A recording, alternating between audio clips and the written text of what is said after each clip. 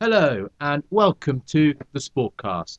This is episode 2, and joining me on today's show is Will Marshall and Harry Vardigans. Hello, boys. How are we today? Very good. Yeah, I'm very good today. Yeah, and Harry? Yeah, good. Tired. Been up Tired. all night. Yeah, Why is that? doing my dissertation. And Will, you've been doing Same. dissertation? Yeah. Well, anyway, let's move those student problems out the window and let's talk about the thing that matters most: sports. So today's show will be focusing on football. And we're going to start off talking about the Premier League. Will, how's the Premier League looking at the moment? Chelsea's all the way. Chelsea all the way. Has Yeah. it been quite an exciting season? It's been very good. At the beginning, we had very strong managers taking over very big clubs. Yeah, with Conte coming in and Yeah. Chelsea. No one really knew who was going to stamp their authority. We all thought it would be very close race for first, and indeed it hasn't been, and Chelsea have stormed it. Yeah, exactly. I mean, I thought potentially Mourinho coming at United, maybe we could have seen a strong challenge from them, as we know sort of the impact that Mourinho does have. He hasn't managed to sort out the team, unfortunately. Yeah, no, that does appear that way. I mean, like, United haven't actually lost that many games. The problem is they've drawn an awful lot. I think they've drawn 11 games this season, and if they converted those points, those missed points into wins, they would be up there. I'm So- surprised Man City isn't challenging. Yeah, Because at the beginning of the season, 6 wins on the bounce, everyone thought Guardiola has nailed this, yeah, and then they just no Yeah. leader, no nothing. yeah, and then obviously they went out spectacularly in the Champions League as well to Monaco. Yeah, Yeah, I mean, I was actually at the game in the first leg, and it was an incredible atmosphere. Okay, yes, Man City did concede 3 goals, but Man City looked pretty good on their attack. They looked very good, a little bit frail defensively, but 5 goals scored. You'd think that would be enough, but clearly it's not enough. that's the problem with the Guardiola team. You look at Guardiola's previous teams, had a very good defense. Go Yeah. to Man City, Company's injured, they have nothing defensively. Yeah, exactly. It's as if Company is the sort of link between everyone at the moment, and without him, Man City have no one to rally around. Harry, what's your view of the Premier League so far? Yeah, it's been good. I'm a bit surprised Leicester are as far down as they are. I mean, obviously, they had the season before they won the Premier League, almost got regulated, and they've just gone back. They haven't built on their momentum.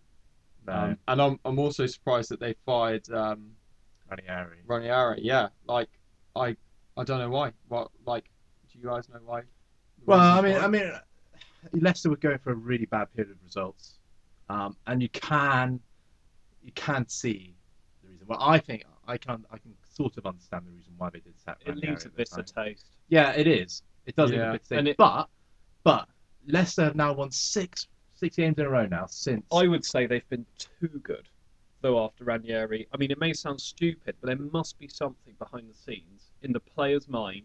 It can't just be a change of formation or manager. It's something deep within the players that didn't like Ranieri to be this good after he's sacked.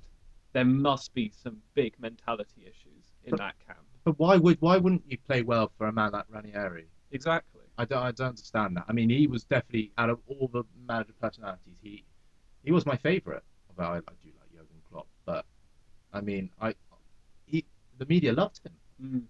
And as far as we were concerned, everyone loved him at the club too. So it just seemed really surprising that it went down this way. Do you think the loss of Kante would have played a factor in that? Loss of Kante, given this season with Chelsea, such an integral player for them. I mean, Kante has been amazing. I mean, like, he was a good player at Leicester, really important in that title-winning team, which was quite frankly a miracle. But yeah, he's gone from strength to strength this season. I can't think of another player that does what he does.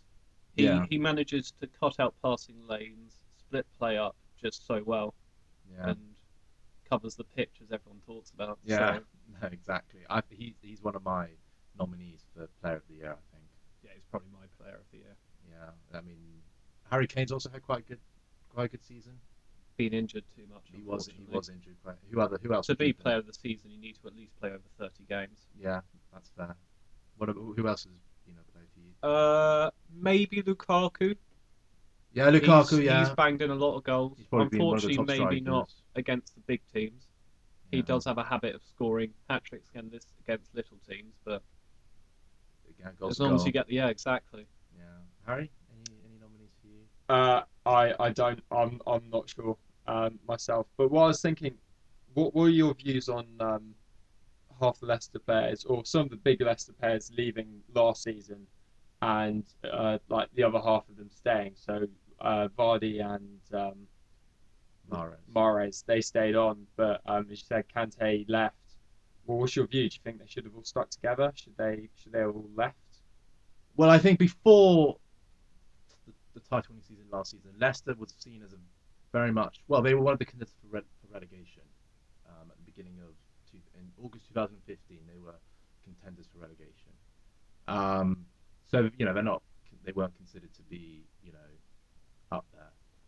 So the fact that they actually won the league, um, it's going to cause a massive increase in demand, and it's no surprise that teams like Chelsea, Man United, I think Barcelona have had an interest in Mahrez at one point. It's no I've surprise. just been so impressed by Kante because usually after a season of a player playing well, getting a big contract with a big club, they usually always go downhill. The player and can't really break into the first team. And I know a lot of examples of players that have done that, but Kante has just fitted straight into the Chelsea team Yeah. and been, as we say, one of the players of the season. Well, also what's helped, I think, Kante this season is the quality of players around. Those players have been able to hit the most of his distribution. Like players like Hazard and Willian and Well, you they'll know be pushing him. I mean, at Leicester they had a good quality team, but they they they didn't have much in depth.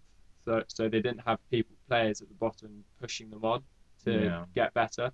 So I think Kante going to Chelsea, they had that big squad, and he was like, I've got to perform to keep my place on the starting team.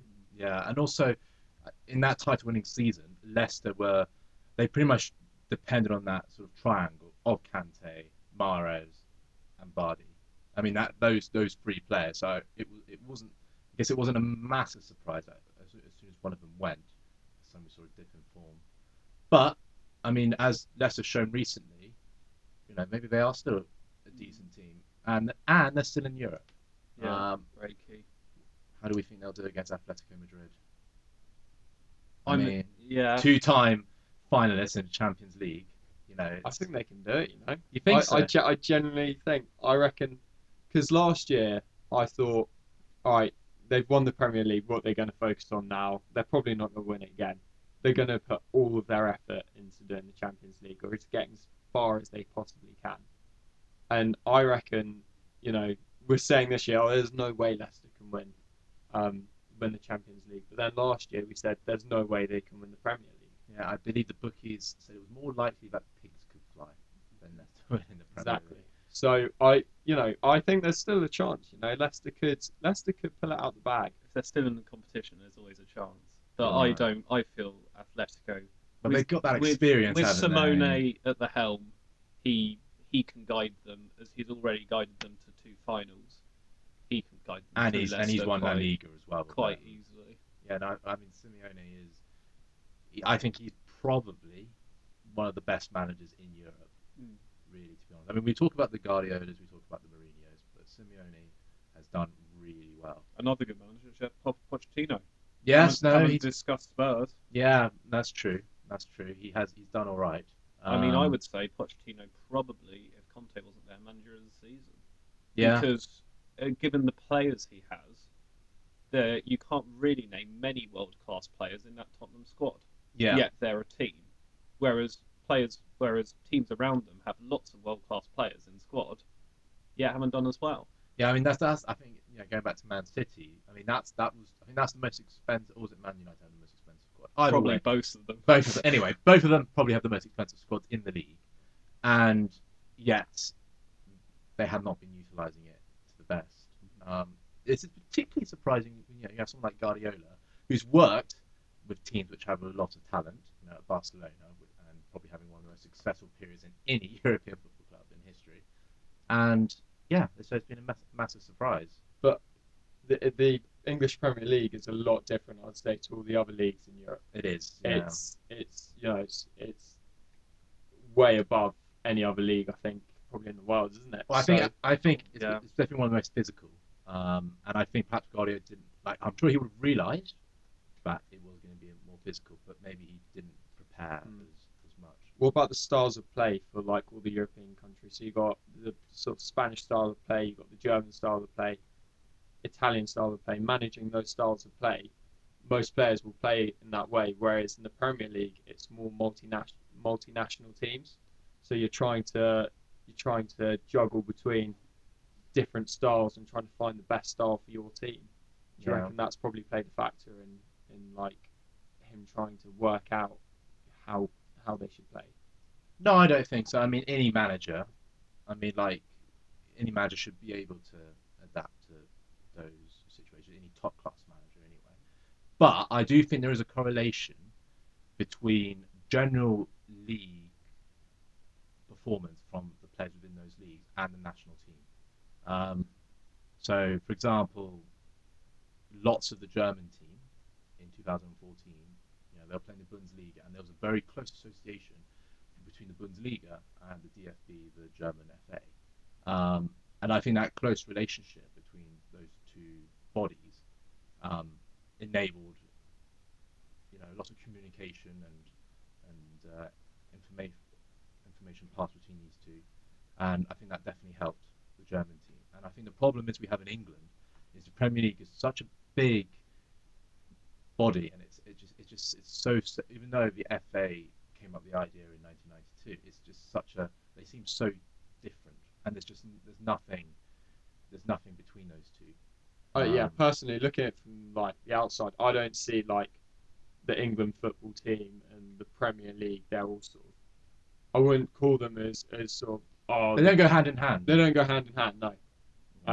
And I think part of that is there are too many international players in the Premier League. I think developing from the grassroots, from the academies, they've got all the academies, but they need to develop more and bring more of them through into the first team. See, I think we have a lot of quality in our English youngsters as being shown off actually this year in the Premier League. I think what's confused everyone this year in the Premier League and in the England national team is the Italian Conte, the manager coming in and playing this three at the back system. That everyone in the Premier League, I don't think anyone plays really that system. And now, because it's so successful, we're using it in the England national team in both of our games. Yeah, no, that's been the case in the last few internationals, hasn't it? Yeah, and if we get that style of play, there is promise for all of our young players. Yeah, I mean, okay, the question of how can the England team improve at major tournaments is the question that forever, give us nightmares. But I think England, if England are going to be successful, they need to play the English way. So, for example, if we look at how Eddie Jones has transformed the England rugby union team, he's gone back to basics with them. He's playing rugby the way the English did. What is the English way of playing football? Exactly. Well, that's a good question. But that's what I was trying to say earlier. Is then you got a German style, a Spanish style, an Italian style, but English style. That's what we need. We need a plan A. I mean, lots of pundits going sort of with that three at the back, going, "Oh, it's great to have a plan B." Like let's be defensive. England doesn't have a plan A. But in teams gone past, England used to have some really good wingers and all that. So maybe it's worth investing in that style. I mean, a lot of people have said, "Oh, the 4-4-2 system is pretty old now," but I don't think there's anything wrong with it. No, I'm very surprised that not more teams are using the 4-4-2 after Leicester had so much success with it. Exactly. Last season, I'm really surprised that none of the top teams like using 4-4-2. Yeah. On FIFA, I always go 4-4-2. That's important. Yeah, that is important, and it works out. I play on a pretty easy mode because I'm pretty rubbish, but you know what? It works out. Yeah. So on the subject of the England football team, England are going to qualify for the next World Cup. they will qualify in first place, do you think? I mean, it's a pretty easy group, isn't it? I mean, if England do not qualify first, then Who's in that group? got Lithuania, Slovenia, Slovakia, Lots of crap teams. Scotland. Um, you Will know, Scotland qualify?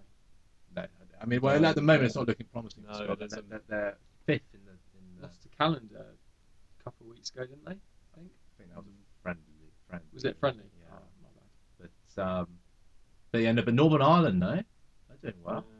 In fact, I've been very impressed with Northern Ireland the last few years. They did very, very well to qualify for last year's Euros. Wales was struggling. which has been a bit of a surprise, I have to say. You know, I wasn't very surprised. There's always going to be a hangover after a big success for a nation, yeah, as proved with any sporting team. With Leicester, for instance, after the Premier League, there's yes, always a success hangover. yes, no, but that's true. But you know, with the sort of players, you know, with a player like Gareth Bale on your team, I do think they should be able to do better. And it's okay. They've got Republic of Ireland in their group, Which they failed to beat. which they did fail to beat, who I think are now topping the table. So yeah, it'll be interesting to see.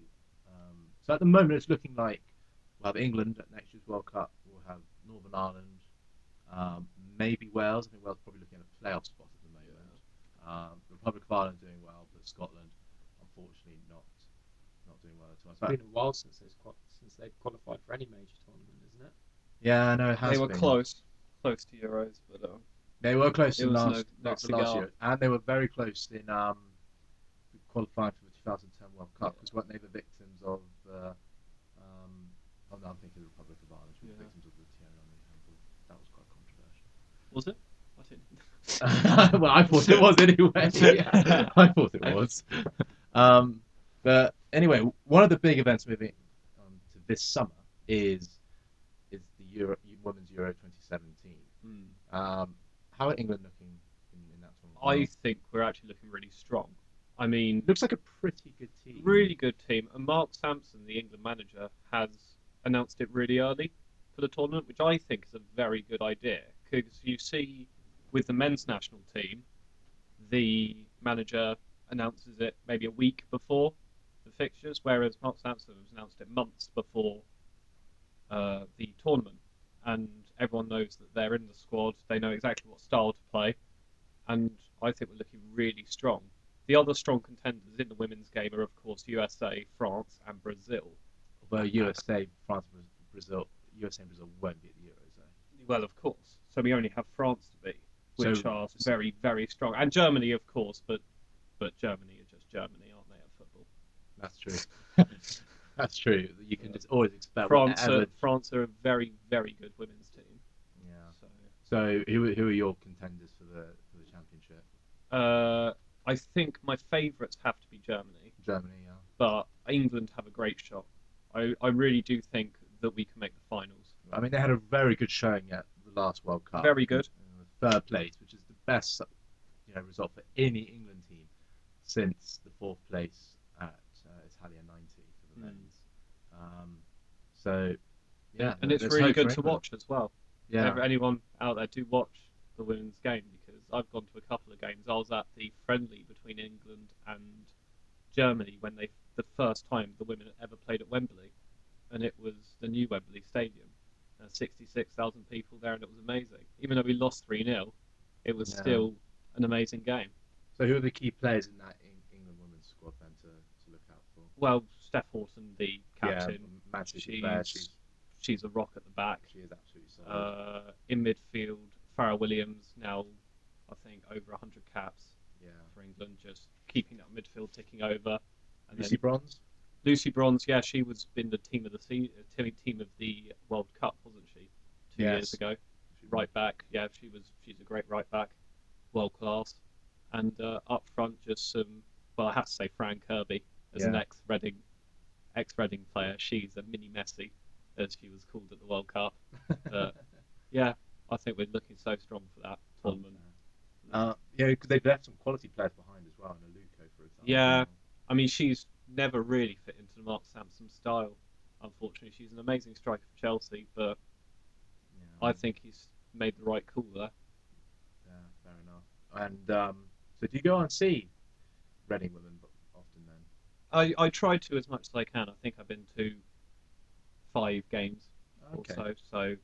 That's cool. I should go more. It's trying to juggle women and men's football, Right, which is yeah. Yeah. which is always a challenge. Yeah. But no, it's great fun. It's a really good game. Fair enough. So yesterday it was talked about that there might be the creation of a Team GB women's team at Tokyo 2020. Thoughts, guys? I think as long as there's a football in the Olympics, Team GB should put out a team. We've got plenty of football players to do it. Players from England, Scotland, Northern Ireland, and Wales. But I suppose it's Northern Ireland that's the problem in this one, isn't it? Well, from what I understand, it is Wales, Northern Ireland, and Scotland are all against. They're all against They're all against it. For the reason being that it threatens their independence as independent football associations. That's the problem. Yeah, but do they have to play under each of the separate like associations? Can't they just play under one united Team GB? Isn't there? Can't they just all come together and do that? Or is it too much like Easier said than arrogance? done. Yeah. Easier said than done. But is there like too much sort of arrogance between the associations saying, no, you're going to be the dominant one. We don't want to like pretend you're you're ruling over us. Yeah, well, I think the theory is as soon as you start getting a Team GB team featuring regularly at the Olympics, then it's going to increasingly there's going to be support, but in time having one GB team, even at FIFA tournaments themselves, that's the worry. But and then eventually, then of course, and these teams are always going to be primarily English dominated, just because England's the biggest component of the United Kingdom. So that's the worry. Should they be worrying though? Because if you look at you got the British and Irish Lions in rugby, they come together every how many years is it? 2 years, 4 years. Every 4 years, they play in either New Zealand or Australia or wherever, and then they go back and they play for their individual teams. We like rejoice in the fact we've got the Lions. We should rejoice in the fact we'll have a Team GB football team as well. But it doesn't mean at all that the other England, Ireland, Wales doesn't mean that they're going to suddenly turn into Team GB.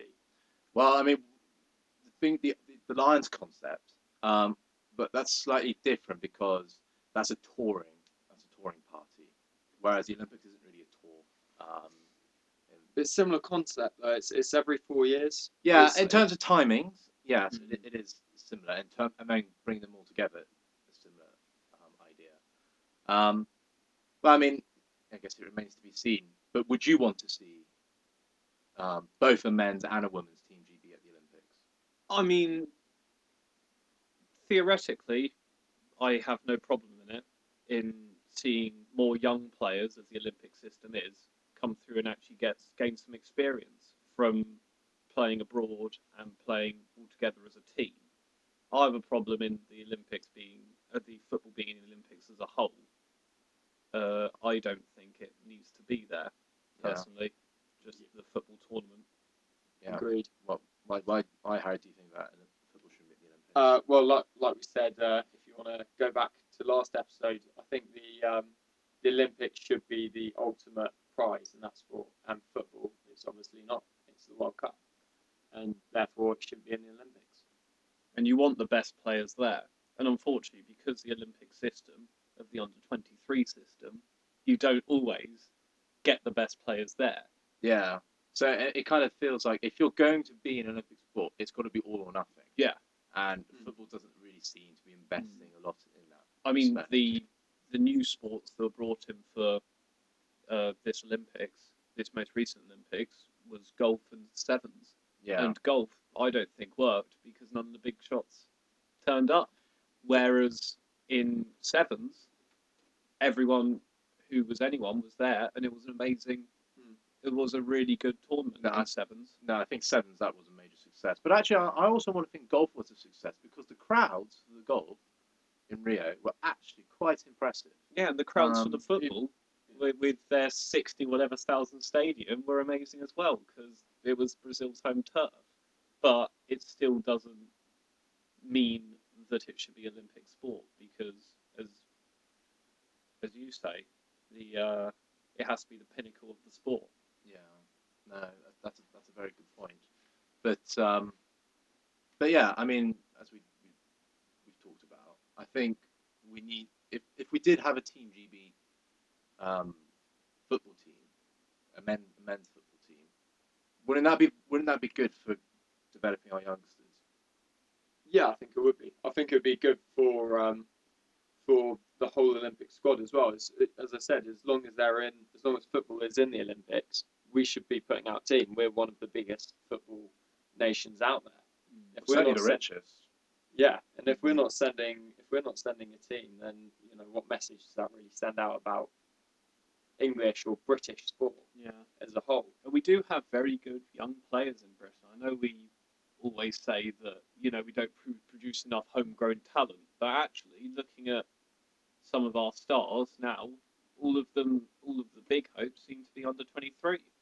Yes, and while that is promising, I mean, just go back to last year's Euros. I mean, we had some very promising players in that squad. We did have some promising players, but yet we crashed out. I think so that's disastrously. mainly Hodgson's fault for just not getting a system that worked in any way. He But- wasn't favouring anyone. Even still, England have been screwing up tournament after tournament for the last over 50 years now. Yeah, we can't just keep blaming the managers. Yeah, I know. That's one thing I don't get about football is why every time something goes wrong, they blame the manager. Sometimes it will be their fault, but why do they go first resort? Right, let's get a new manager. I don't. I think that just disrupts. I do think in the Euro case, it was very justified considering Hodgson put Kane on corners and all the things when he should be in the box. all those decisions that just counted against Hodgson when push come to shove, and Hodgson just looked like he had no idea what was going Yeah. on the whole time, even when he's not even playing football.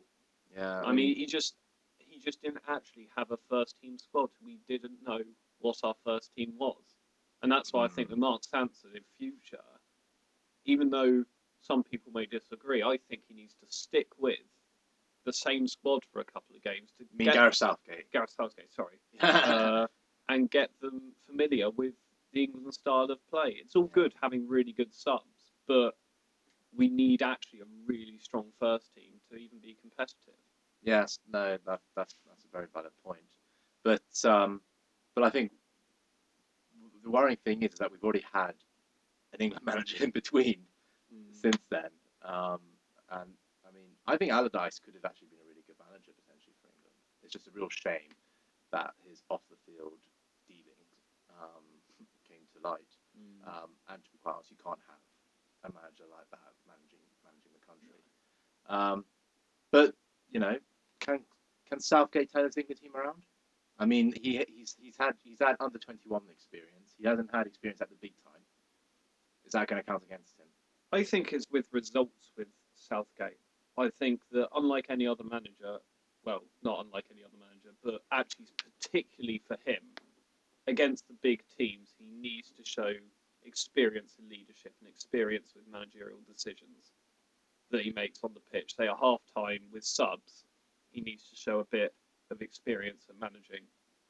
And it's exciting. I was actually, for the first time in about 6 years of the England team, I was actually excited when we played Germany in the friendly. Even though we lost, we made a couple of really good chances with Ali and Lallana. And all I'm thinking is if Kane was up top, we would have had a really strong. Yeah, but haven't we seen this before? We've seen England play well in these one-off friendlies in between. They always play well. Yeah, like I remember England beat Spain a few years ago.